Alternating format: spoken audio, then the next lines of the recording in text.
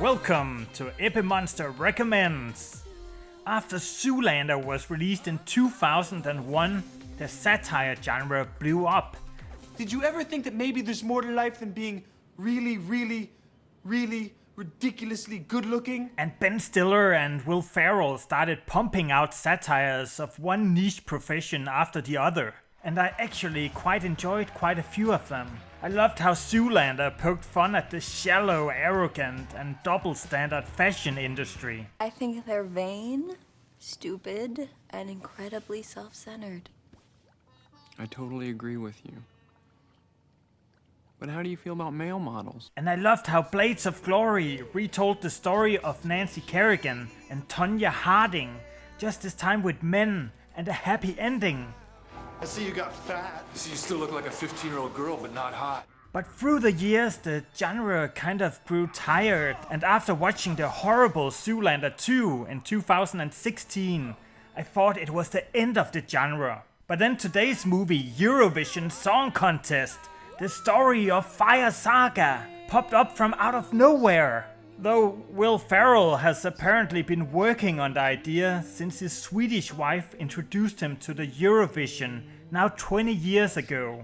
I came into the movie expecting it would be so bad that I would probably have to turn it off at some point, but instead I was blown away, and I even shed a few tears. Yeah, Ebbemonsters do cry sometimes. Before I get into the movie, something has to be said about that overly long title. It appears that many Americans have never heard of the world's largest song contest, where 52 countries fight each other for the honor of having produced the best original song. So I guess that's why they had to add to the title that Eurovision is actually a song contest. Now, two interesting facts about the contest. The contest was created after World War II as a light entertainment program that would bring the war-torn European countries back together. I think that's a pretty noble cause. Also, the epic sax guy that we all know and love actually made his first appearance in the Eurovision in 2010. And I actually think more Americans know him than the Eurovision contest. So the movie is about the Icelandic band Fire Saga, that since they were kids have been very passionate about the Eurovision. One day I shall win the Eurovision Song Contest, and none of you will laugh at me then! And now, all grown up, the musicians Lars and Sigrid still have big dreams, but they have also become the laughingstock of the city. Time to move on from your childish dreams. Be the man your mother wanted you to be. The only thing the city respects them for is their sexy song, Ya Ya Ding Dong.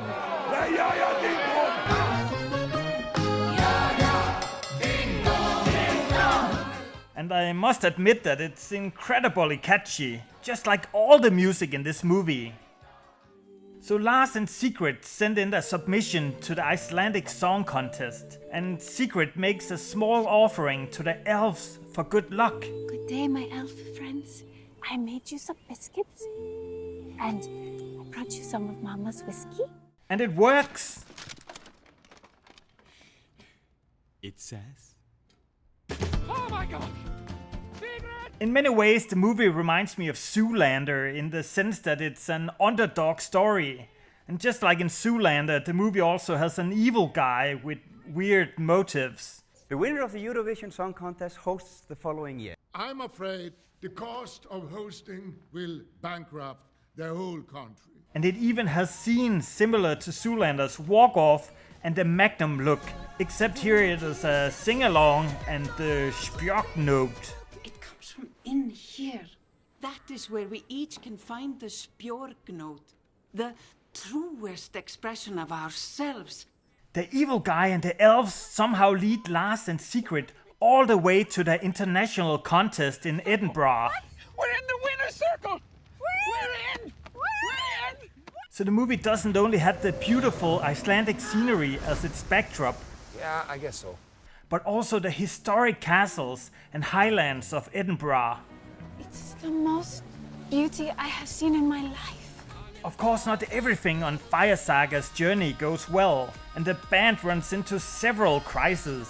But what defines Fire Saga is that every time they are knocked down, they get back up. On their way towards the final, they run into tons of amazing characters, and I especially love Dan Stevens as the Russian competitor, Alexandra Lemtov, who is definitely not gay because he's Russian. Are you gay?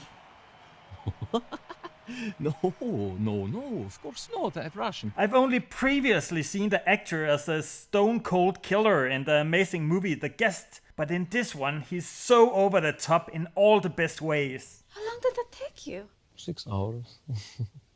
The Story of Fire Saga is quite predictable, but it doesn't matter, because the movie has so much heart put into it, and I could see this movie becoming a cult favorite, or maybe even be turned into a musical. The movie steadily walks the fine line between mocking and being a tribute to the sometimes cringe Eurovision contest, and I think it succeeds in capturing that magic of the competition.